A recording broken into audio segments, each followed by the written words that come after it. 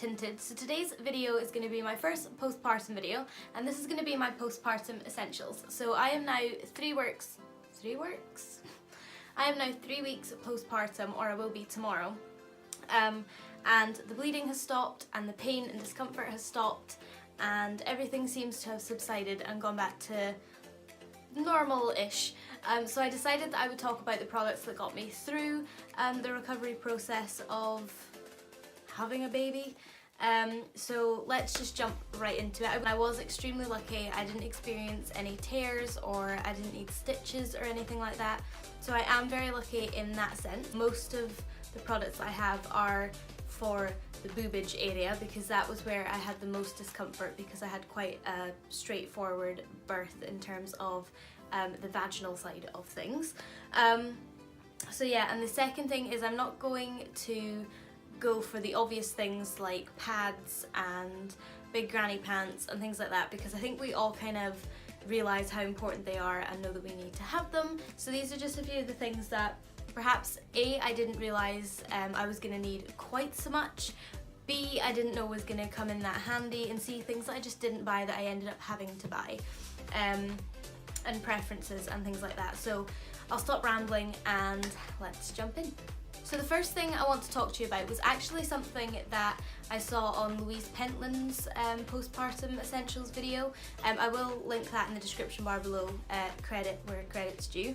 And it is these. It's the Tux Medicated Cooling Pads, hemorrhoidal pads with witch hazel.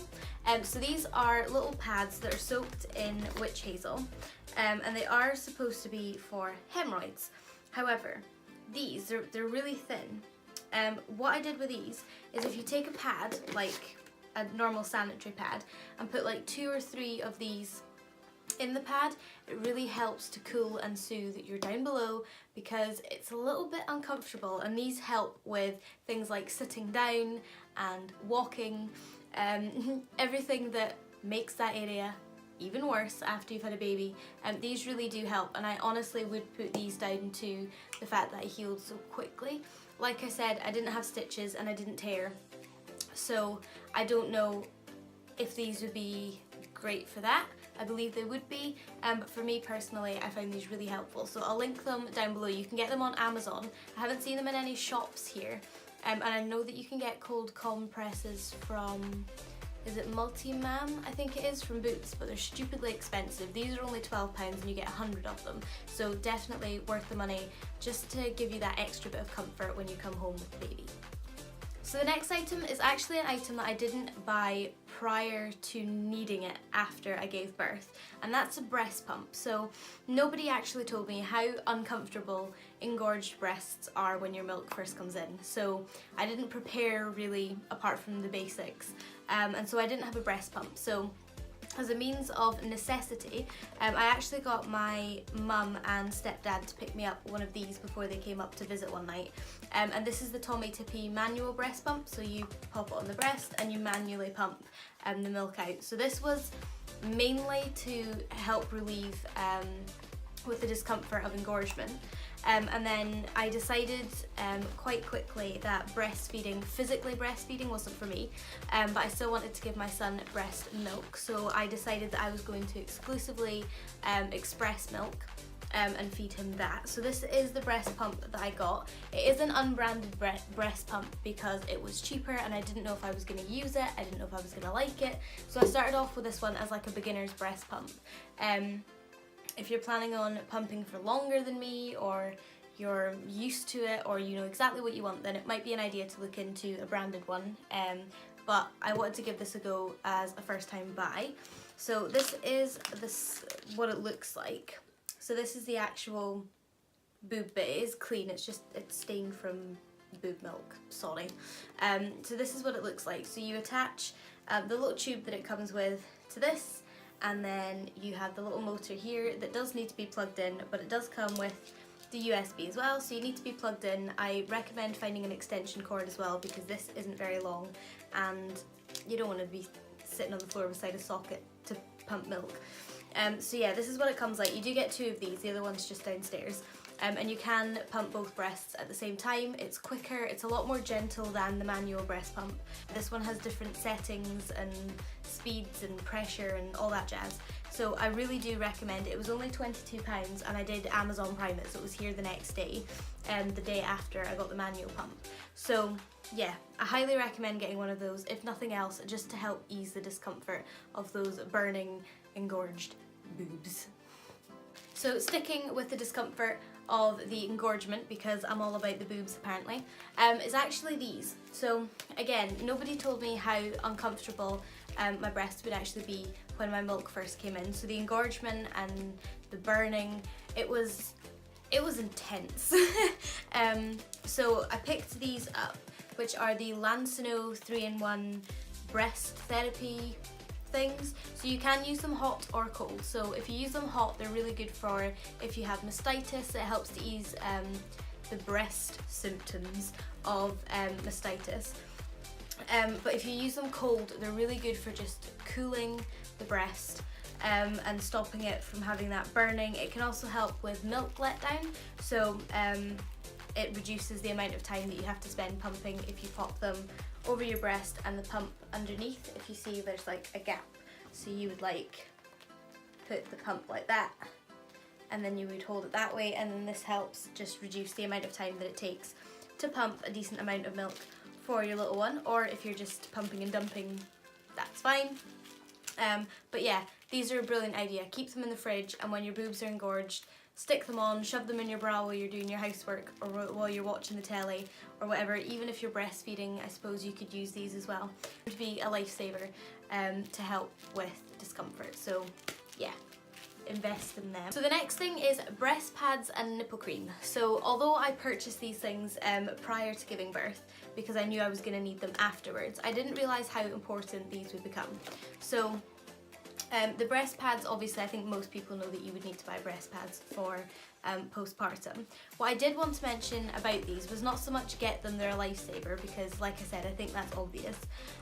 But I tried the Lansinoh breast pads, I tried B&M's breast pads, I tried Boots breast pads, I tried Asda breast pads. If I'm completely honest, I didn't notice any difference between the high-end Lansinoh and the expensive Boots ones and the cheap £1.50 Asda's ones. So in my opinion, but breast pads are something that you can save money on. It might not be the same opinion as everybody else, I just personally didn't notice a difference. So in terms of the breast pads, I just want to mention that I think it is somewhere that you can save some money. In terms of nipple creams, I did try the Lansinoh lanolin cream. That stuff was great, or it worked. I wasn't a huge fan. It stains your clothes, it's very thick. I didn't find that it actually did a particularly good job of moisturising the nipple to stop them from becoming cracked and sore. So I had a miniature one that I had in my hospital bag, and once I used that, I didn't buy any more.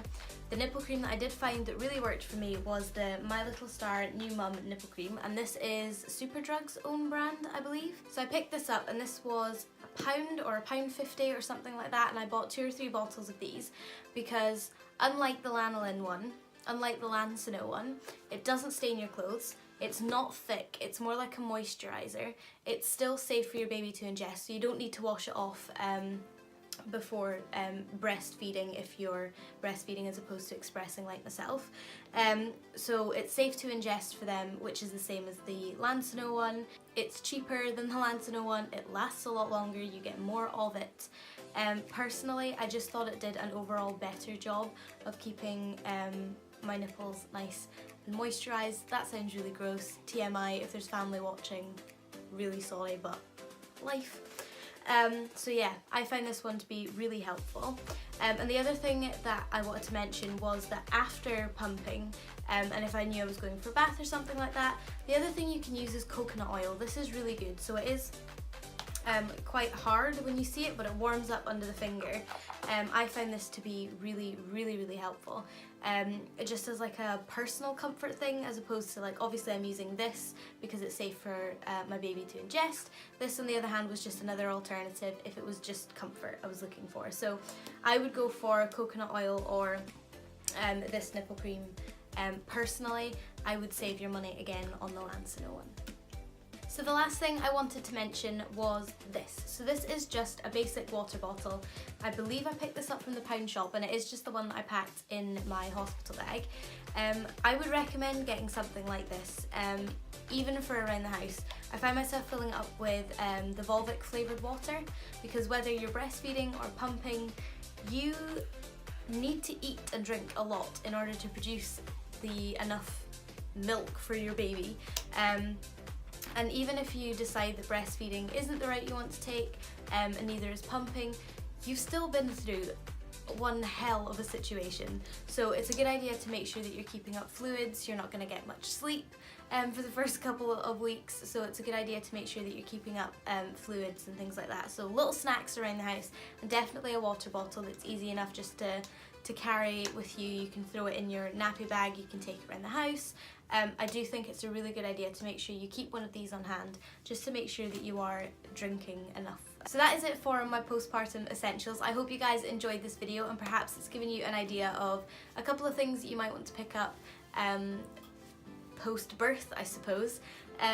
If you guys did enjoy this video, then don't forget to subscribe by pressing the button down below, and don't forget to ring the little bell icon as well, because that notifies you every time I upload a new video. And I do have lots of new mummy content coming up, along with beauty and lifestyle thrown in there. And while I am off maternity leave, I have decided to vlog every week of my maternity leave to document my first year as a mum, so don't forget to check them out as well.